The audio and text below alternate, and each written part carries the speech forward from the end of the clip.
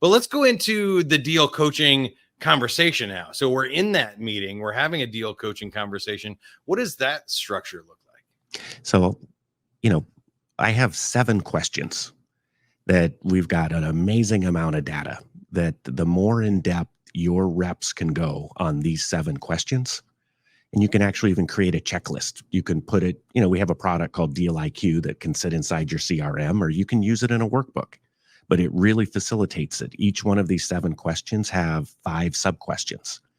And the predictability of this on win rates is just through the roof. But again, it's pretty straightforward. And as sales leaders, this is going to sound fairly intuitive, but no one manages to it.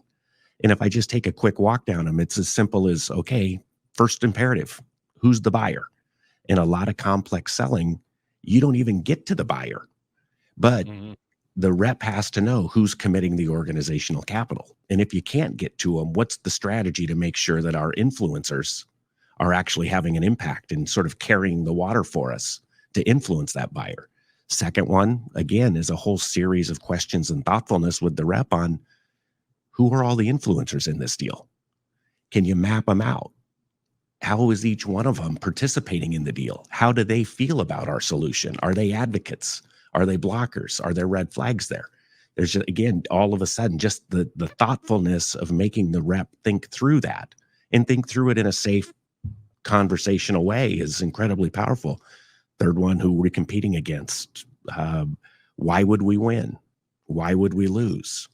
There's a whole rhythm and cadence around managing procurement as you get to the later stages. It's basically a decisioning methodology. And then the ultimate, which, again,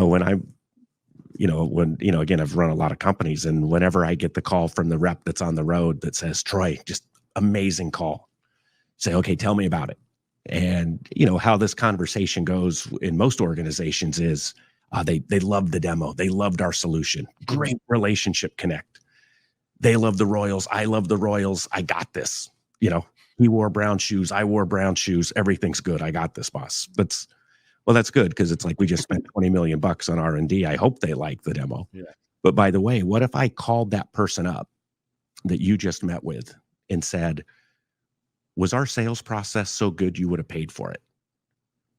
What did you learn today? Can you do your job better because of your interaction with our team? And when you force your rep to start thinking about that, that's imperative number 7. What value have we delivered in the sales process? So all of a sudden, your reps get used to this cadence. Buyer, influencers, blockers, why we'll win, why we'll lose, who are all the, how do we tie this together into a win theme? How do we create value during the sales process? All of a sudden, there's this instant muscle memory that starts to occur in the reps. So all of a sudden, they start to self-teach on every one of their own deals, that they get to where they aren't counting on their manager to hold them accountable. They're actually holding themselves accountable because they know they've got to be able to answer to it and speak to it.